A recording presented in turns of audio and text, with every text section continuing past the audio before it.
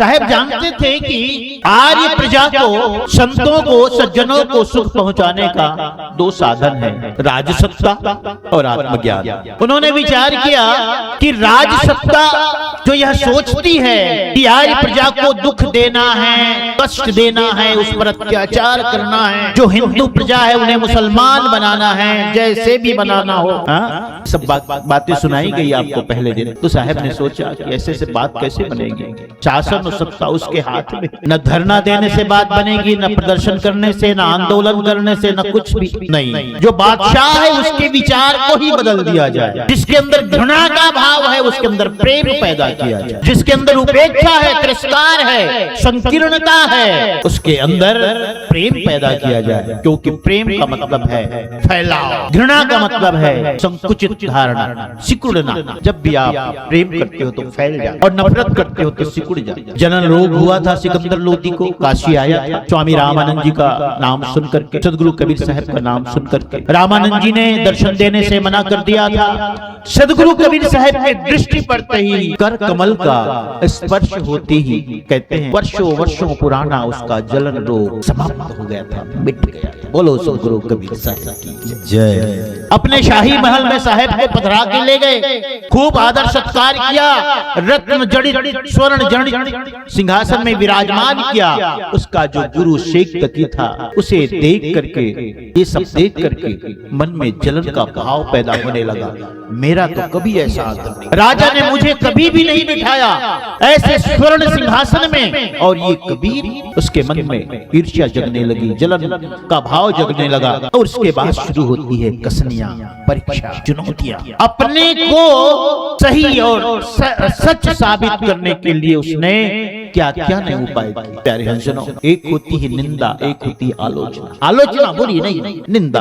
आलोचना तो पिता भी करता है पुत्र का, क्योंकि पिता चाहता है कि बेटा अच्छा बने। निंदा और आलोचना में यही फर्क है। आलोचना किसी को उबारने के लिए, बढ़ाने के लिए, और निंदा किसी को डुबाने के लिए, गिराने। सदगुरु कबीर साहब ने आलोचना, निंदा नहीं। निंदा तो ईर्ष्या के भाव से जगती है, आलोचना करुणा के भाव से। सदगुरु कबीर साहब से ईर्ष्या रखने लगा शेख तकी। उसने परीक्षाएं ली, जो आपको पूर्व में बताया गया है। थोड़े एक दो और बता दूं, खूब परीक्षा ली गई। उसके जितने भी साथी थे, शागिर्द थे, सबको भड़काया करते थे, काजी मुल्ला आदि को। अरे ये कबीर अपने को खुदा कहता है, और इस्लाम में अपने को खुदा कहना अपराध कहा गया। ये तो ज्ञान प्राप्ति के बाद बोध हो ही जाता है। मंसूर को भी हुआ था, उन्होंने अनहद की घोषणा की था, वो भी मुस्लिम। ये अपने को खुदा कहता है। एक कुआं था सूखा, वहां पर साहब को बुलाया गया, कहे कबीर जी उतरिए कुएं में, आप खुदा हो ना, उतरो। साहब को नीचे उतारा गया, नीचे, और ये उतारा गया भी कहते हैं और ये भी कहते हैं साहब को कुएं के पास बुला करके कुत्सित चाल से, योजना से उन्हें कुएं में ढकेल दिया, नीचे गिरा दिया, ऐसा भी कहा जाता है। साहब कुएं में नीचे चले गए, और उनके जाने के बाद तैयारी तो पूरी थी, फिर रोड़ा, गिट्टी, पत्थर, मिट्टी सब डाल दी। नियत परीक्षा की थोड़ी थी, नियत तो मार डालने की। कुआं भर दिया गया पत्थरों से, मिट्टी से। शेख तकी ने भेजा, देखो तो दरबार में ऐसा तो नहीं, फिर क्योंकि पहले ऐसा हो चुका, जाके देखो जरा।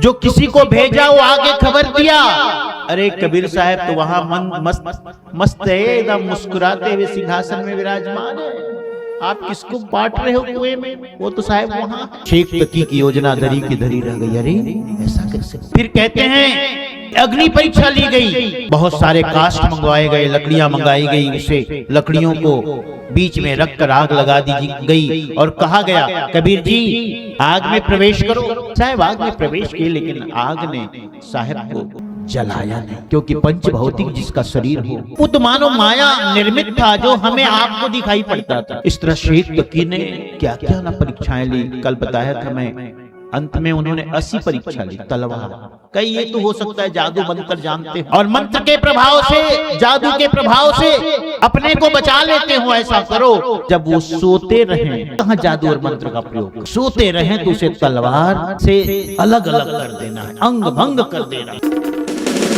साहब सोए थे, उनके जितने अनुचर थे, साथी थे, सब तलवार लेके गए, और सोते हुए साहब को देखकर, विश्राम करते हुए देखकर वार पर वार कर, लेकिन वार वैसा ही हुआ जैसे कोई हवा में वार करे, तलवारबाजी। साहब का कुछ भी ना हुआ, आंच तक ना आई, बाल बांका ना हुआ। इस तरह कितनी परीक्षाएं साहब की ली गई। एक बहुत अच्छे संत शिरोमणि नाभादास जी, भक्ति शिरोमणि, वैष्णव संत शिरोमणि, उन्होंने क्या कहा इस बारे में? बांध के जंजीर गंगा नीर मांझी बोर दियो। जितनी कसनियां हैं थोड़ा सा इसमें उसका दिग्दर्शन किया। बांध के जंजीर गंगा नीर मांझ बोर दियो, जियो तरी ठाढ़ो कहे यंत्र मंत्र या वही, लकनिन मांझ डारी अगिन प्रजार दई, नहीं मानो भाई देह कंचन लजा वही, विकल उपाय भय तहु नहीं आए में, तब मत वारो हाथी यानी के झुका वही, आवत न डिगयो चिंगारी हाय भाजी जाए, आप आगे सिंह रूप बैठ के स्वभाव वही। वर्णन किया है उन्होंने इस छप्पे में, हर किस्नियों का थोड़ा सा, सभी का तो नहीं, थोड़े प्यारे हैं, सुनो।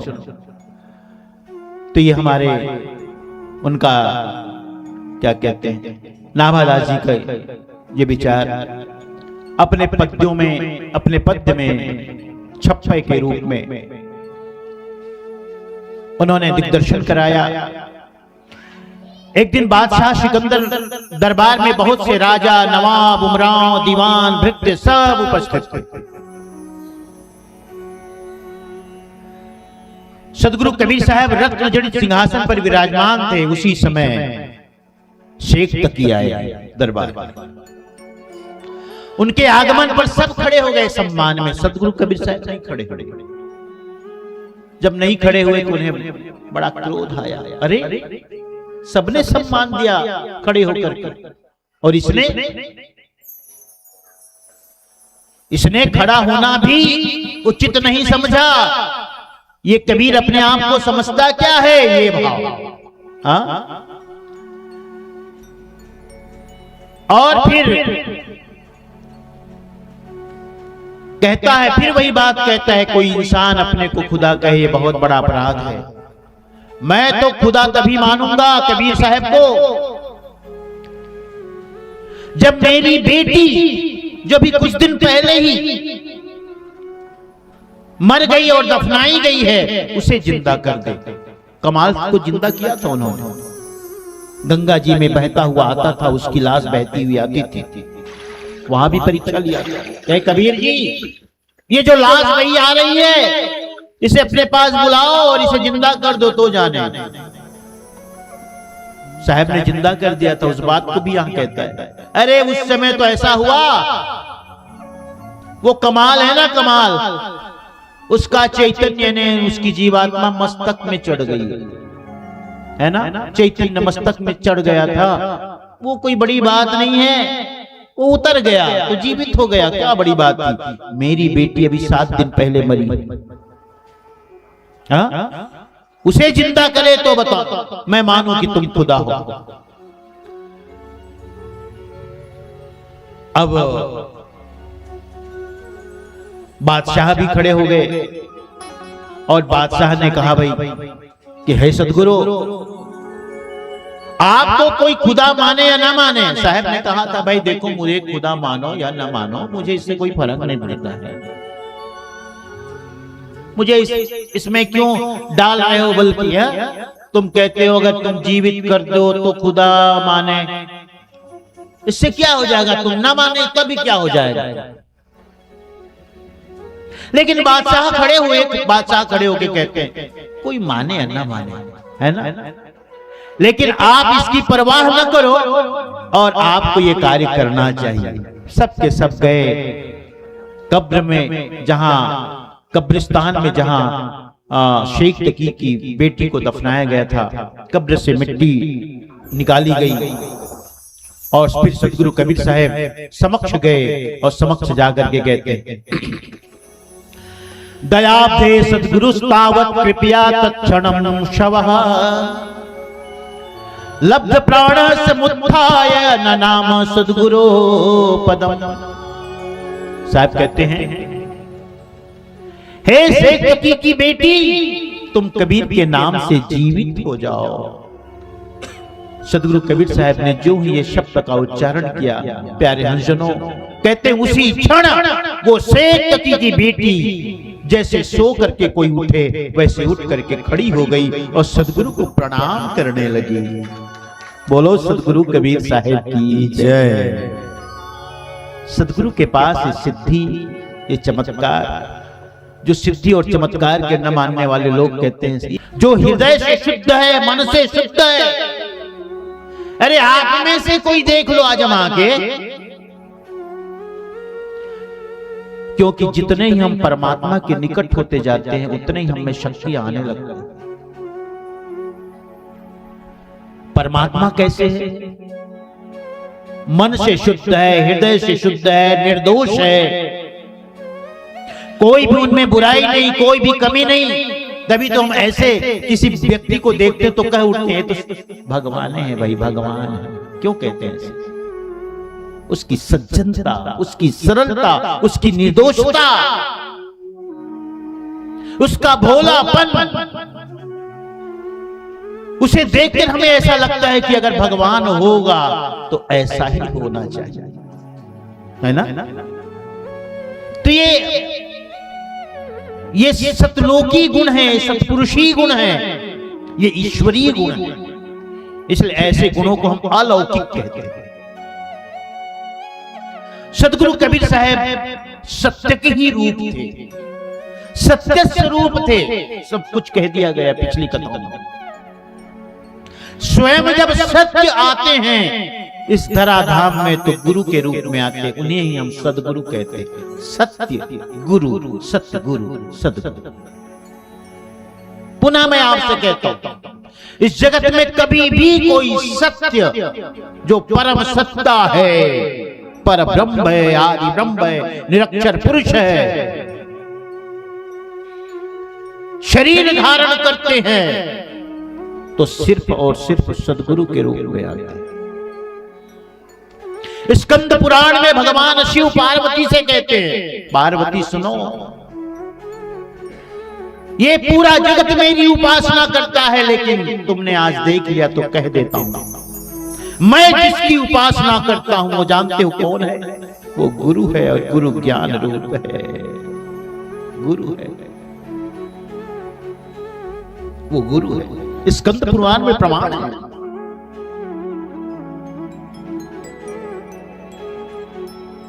वो कहते हैं कि जो ब्रह्मा है, विष्णु है और स्वयं मैं, जो मुझे तीन शक्तियां, हम तीनों को तीन शक्तियां प्राप्त होती है, वो गुरु की कृपा के से मिलती है। गुरु कृपा प्रसादेन ब्रह्मा विष्णु शिवात्मक। गुरु की कृपा प्रसाद से ही अब ब्रह्मा विष्णु महेश को सामर्थ्यम अवजन सर्वे सृष्टि स्थिति अंतकर्मणि। ये कोई कबीरपंथी ग्रंथ का प्रमाण नहीं दे रहा हूं, स्कंद पुराण का प्रमाण दे रहा हूं। गुरु कृपा प्रसादेन ब्रह्मा विष्णु शिवात्मकम सामर्थ्यम अवजन सर्वे सृष्टि स्थिति अंतकर्मणि। ये गुरु की कृपा से मिलती है इनको शक्तियां। तो गुरु बड़े हुए भैया कि ब्रह्मा विष्णु महेश, देने वाले बड़े हुए कि ग्रहण करने वाले बड़े हुए? देने वाला बड़ा होता है।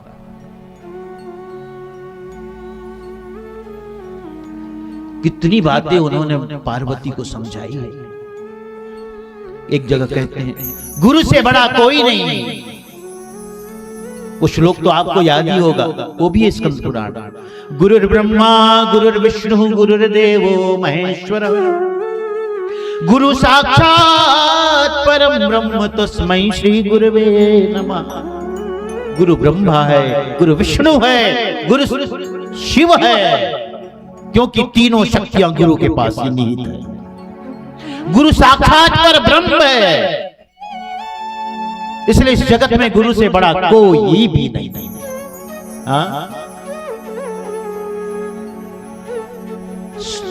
तो सदगुरु कबीर साहब के पास जो शक्ति आई थी, जो शक्ति थी, उनके सत्य की शक्ति थी।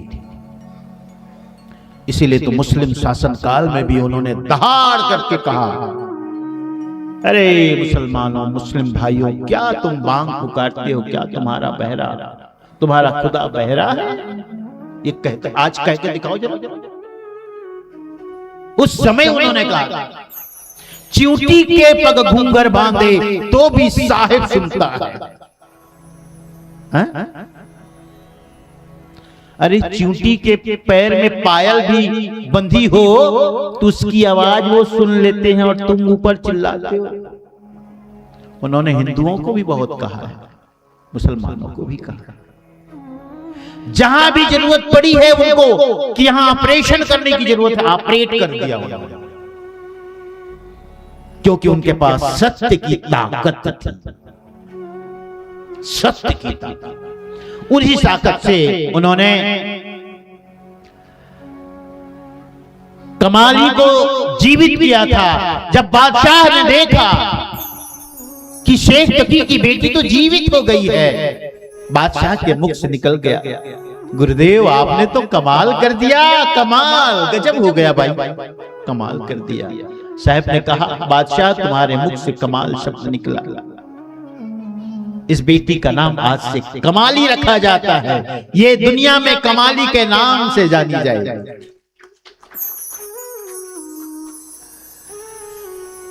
आज से यह शेख तकी की पुत्री कमाली नाम से संसार में प्रसिद्ध होगी। फिर वो कहती है कमाली देवी कि मैं सदगुरु की असीम कृपा से जीवित हो गई हूं,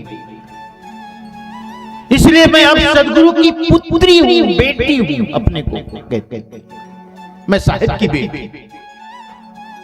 और लिखने वाले क्या लिख मारे हैं, कहते हैं कि सदगुरु कबीर साहब की औरस बेटी थी कमाली, औरस बेटा था कमाल। कितनी झूठी बात लिख देते हैं लोग। साहिब की कृपा से वो जीवित हुई थी।